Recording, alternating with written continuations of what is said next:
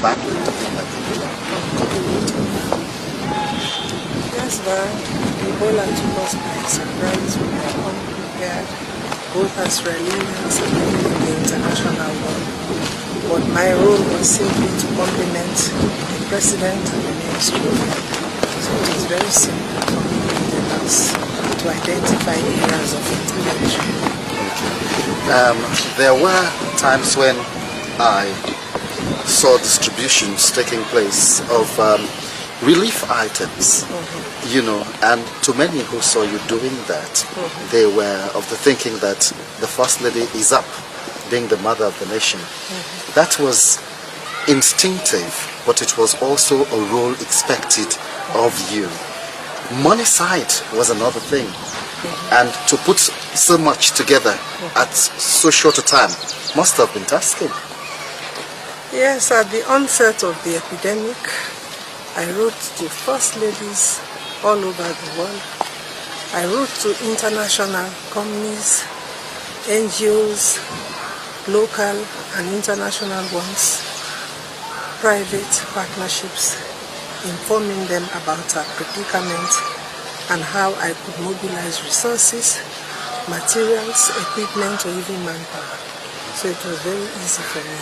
They trickled in, but some contributed meaningfully. We also know that you have a huge interest in the girl child, a very huge interest. And this is a time when most of them are home. Yes. And we've been getting reports that in the process, they're becoming pregnant. What plans are there at a time like this, when the country is slowly recovering? What are you going to do as your intervention in order to have those girls become what they may have become had they remained in school and not out of school due to the Ebola epidemic? This saddens my heart, and is one of the difficulties we have encountered as a nation. It bleeds my heart to see teenage pregnancy on the increase. I've done a lot of advocacy work reducing teenage pregnancy in Israel, but all of a sudden, due to closure of schools, some children have wasted their time and have run to the wrong direction. So for us, the Ministry of Health is informed. The Ministry of Sanitation, Gender and Children's Affairs have been involved. We have sent the primary PPAs and what's the other, Maristopes. They've all been to them. They've educated them on family planning issues. They have been given a choice so that these children will take care of themselves. Even though we've had radio and television programs, it is not reachable in some parts of the country. And parental supervision also plays an important part. Some parents have not really supervised their children. So for us, we are trying to get them back to school again, support them, provide scholarships as usual as we've always done, but just encourage the girl child to stay in school. The Ebola outbreak, if unchecked, will reverse all the gains we have achieved.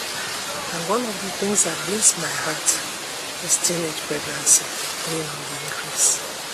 How do you think these young girls who will eventually become teenage mothers make themselves citizens of importance, citizens that the country may be proud of? It may be said they ran out of the rails, but they will be re-railed again, and the future continues to be bright. It is a hard work. I've always encouraged girls to stay on in school. We want girls to be highly educated. We want our girls to maximize their potentials. So staying on in school is the best option for them. Earning themselves a trade is another option. But whatever it is, they must be economically independent to look after themselves.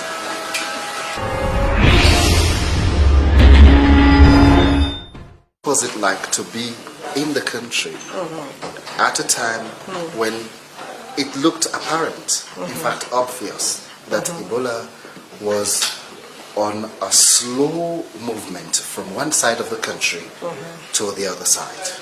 Well, Val, that did not come as a surprise. Ebola hasn't got legs to walk on. But if people are moving unchecked, it is bound to happen. If people do not obey the rules of not touching, rules applied to washing of the dead, not touching the sick, it was quite obvious that there will be an increase in the outbreak. So for me, initially there was a lot of myths, misconception, denial, lack of education. People did not really appreciate the gravity of the epidemic. So it took them time to realize that it was a deadly disease.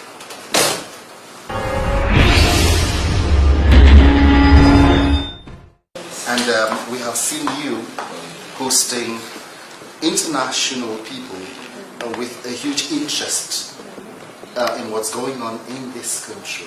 You know, usually when you speak to them, as the mother of the nation, what are your conversations like in terms of fighting what's with us and the future that is to come in the wake of Ebola?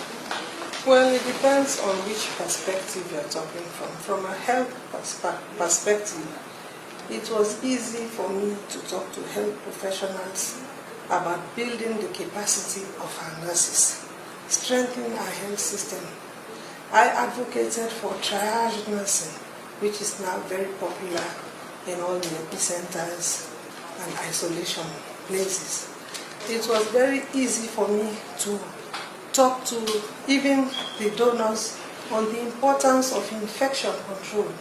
The PPEs that is very popular nowadays, I was very vocal because being a nurse myself, it was easy for me. And then we advocated for medications to be in this country, equipments, the thermometers, the infrared thermometers. We made a massive drive for medical and non-medical items, even food supplements, well, to support the welfare issues of mothers, children, and even isolation households. Let's talk about ignorance. What role would that play in the aftermath of Ebola? Because what is seen right now is the fact that Ebola is on its way out. But there are stories of the recurrence of such epidemic in countries where it has occurred before. What role must people in the health sector and the country as a whole play to ensure that a recurrence is made impossible, or where it becomes a possibility, it is nipped in the bud? Well, social mobilization must continue. The advocacy must continue. I have worked currently with all sectors.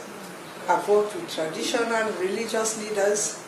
Now I am working with cultural leaders, because these are people who are entrenched in customs and traditions. They have a lot of attachment to washing the dead and touching the dead. So we have created champions who will be equipped to educate people in their communities, educate them about Ebola, about prevention, and how early detection saves life. Another program I'll be embarking on is early warning signs or indicators. That will be sponsored by Plan. There we are going to take it to the community for what you are asking now. That is my next port of call, to train the community on early warning signs or early indicators, what people should do and what they should not do if there is an occurrence of an epidemic or such.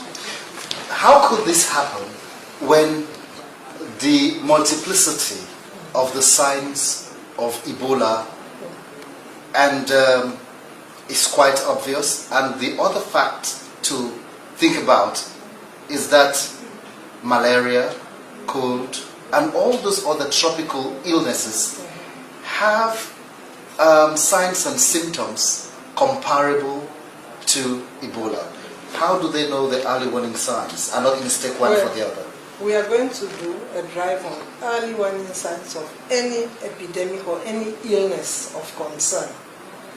The important thing is to go to your health facility, and there the doctors or the nurses will do tests to indicate what you are suffering from. There is no way in which you can detect Ebola fever from malaria or typhoid. It's all fever and they all are temperature related. So only visiting the health facility, which is another promotion to get people to go to hospital. That's another big area. People are afraid of going to hospital. Morale is low. They think they will catch Ebola. We have workers, even doctors and nurses, who are afraid to man these hospitals. So there's a lot to be done. But we will take one step at a time to achieve our goal. There is a spectacular move you made at the height of the epidemic, and that was to bring all traditional healers in one place. Because what too many people were saying at the time was that people who continue to practice traditional and customary means have been perhaps inadvertently spreading the disease or maintaining its steady flow. But you successfully brought them together and got them to see things your way. Usually people say, if you try to interfere with customs or traditions, there could be a backlash and a negative one as that. How come you were successful in that venture? I was successful because Ebola has made it successful. The cultural people, be them secret society members, traditional healers or rulers, have seen how deadly Ebola is and how potent the virus is when people die of Ebola. So it was very easy for me to convince them not to touch or wash the dead. And that was the whole idea. There has been a public health ban on secret societies. It must be enforced, and whatever it takes, if you want to save your lives, don't touch the dead, don't wash the dead, don't have anything to do with the dead, call 117. What made it easy for them not to argue? Because of the approach, my approach. I wouldn't want to tell you all my techniques on camera. You have to be stealthy. I accepted them for who they were. I did not point fingers at people. They were educated on what to do, and no other way was accepted. So it was very easy. Now, the success is being manifested with the low numbers being recorded. And now, the thinking is to get back to normalcy. The children will be going back to school. Yes. Being the mother of the nation, what are your concerns, suggestions, opinions on how these kids are kept safe in school until there are no more recordings of infected persons? Plans are on the way for proper structures to be in place. Children must be spaced out. Classrooms must be chlorinated. The hospitals must have a nursing post. There should be thermometers for health checks, hand washing. The government is doing that, and it is a process. And if the process is properly working, children will safely go to school, work in school, play in school, without any fear. Now, you're talking about social mobilization taking place by the end of Ebola. How long do you think these mobilized community could stay intact? Well, that depends on the community. As soon as the community embraces the vision and takes ownership of whatever they are told to do, that is the only time Ebola can come to an end. When the numbers started going down, and when it started looking like the country was winning the war on Ebola, Yes. what was the feeling? It was a good feeling. I was the happiest woman. We have been grounded for months. I cannot even attend international conferences. I cannot represent Sierra Leone anywhere because of the Ebola. So I'll be the happiest woman to see Sierra Leone Ebola free so that our people can live in liberty. We can all do what we used to enjoy so that we can all move around freely without hesitation. Those who know the smiling president of Sierra Leone saw one without the smile and they were worried. He gave a solemn speech some time ago when people were like, not even a single signature smile. What was his countenance or emotion like away from the public, speaking with you on his feelings on the declining numbers? He is the father of the nation. He was delighted, he's happy, but he is putting parameters in place to maintain 0 cases, and that is the difficulty. When you deal with human beings, it's very difficult. Movement of people does not help issues. So the awareness and educating them about the virus and how potent it is the most important thing to do. When Ebola was ravaging Sierra Leone, let's talk about calls you received from fellow First Ladies who were worried that their friend, Mrs. Koroma, Nyama Koroma in Sierra Leone, is in the middle of a situation. Which one of those calls do you still remember? I still remember calls from Guinea. They also had the Ebola outbreak, but the First Lady, Madame Jeanette Conde, called. The First Lady of Nigeria called, Mrs. Patience Goodluck Jonathan. The First Lady of Malaysia called. Some others wrote to me, so my friends have been supportive, like we all do. We are always concerned whenever there is an epidemic or any extraneous circumstance in anybody's situation. In your capacity, you are one of Sierra Leone's celebrated daughters, someone to be proud of. And there are those who may want to emulate you and who may not be able to. If you were going to send a message out to those children who shall eventually become what you are, what would you tell them in order to achieve that? I want my children to do things children are supposed to do. When you are a child, you play like a child. Let them stay focused. Let them concentrate on their education so that they will be highly educated and look after younger children. Do you see any post-traumatic stress kicking in when Ebola would have been finally extinguished? Well, that has started already. Any epidemic of such nature, after any epidemic of such nature, sometimes even during the epidemic, most people are traumatized. That's why I was approached by Israel to start off psychosocial training in Sierra Leone for all walks of life. We are putting structures in place for that. Trauma goes with the epidemic. And for those who've fallen by the wayside, oh, yes. What are you going to do? Because we know you have your programs, particularly for those children who do well. How would you ensure that they are brought in so that they benefit from your programs? I cannot do it all on my own. I'll just encourage other people to partner with us to support our survivors, support our children. Their lives need to be rebuilt again. They are part of Sierra Leone, and we should make it possible for them to overcome this stigma. To your fellow women, what's your message? My fellow women is to just continue to follow the ABCs. They do not touch. Let us be supportive to our spouses and partners. Let us remain as strong women folk of society. Work with one another to make the differences.